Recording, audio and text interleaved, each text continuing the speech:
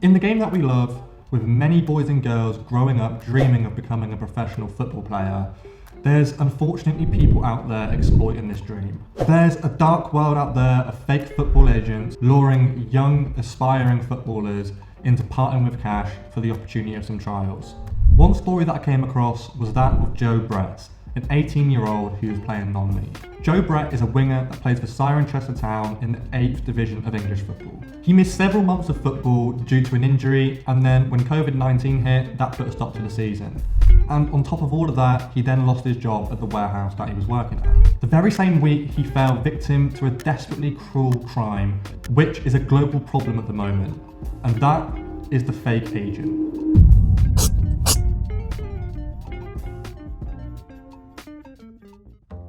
These are people who target desperate people looking at trying to become a footballer, luring them in with bogus contracts and the fake promise of trials at a club, and then mysteriously vanish. A man calling himself Martin Kowalski slipped into Joe's DMs and told him he could try and get him a professional contract. The agent said Belenenses, a club in Portugal's top division, were interested and that he could get him a trial.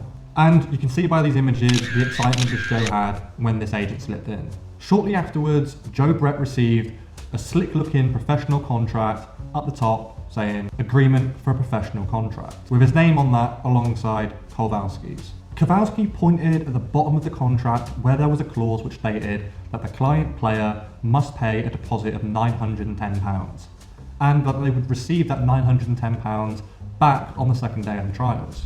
It seemed clear enough to him that he would get this money back soon enough, so he paid it. Then everything changed. Shortly after the money was received, Joe Brett was blocked on Instagram, the agent didn't pick up any of his phone calls.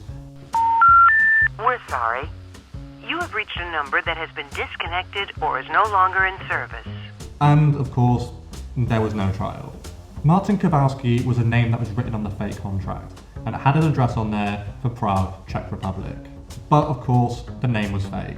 This is a global problem according to the FIF Pro, stating that these scams happen in England, Australia, the Philippines and many other countries around the world. And they often prey on the less fortunate and those that are desperate.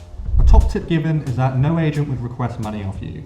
Instead, if they were going to pay for your travel to go to a trial, then they would burden that cost as an investment in you.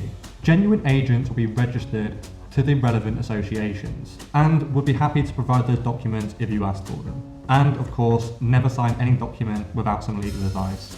Joe is in talks to get his money back, and the FIF Pro do now have a list of fake agents to look out for. They also post advice on how to spot a fake agent and some of the techniques which they use which you can look out for.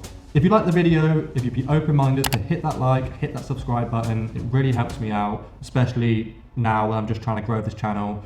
So any feedback, any advice, any support, let me know in the comments, and until next time, I'll see you all later.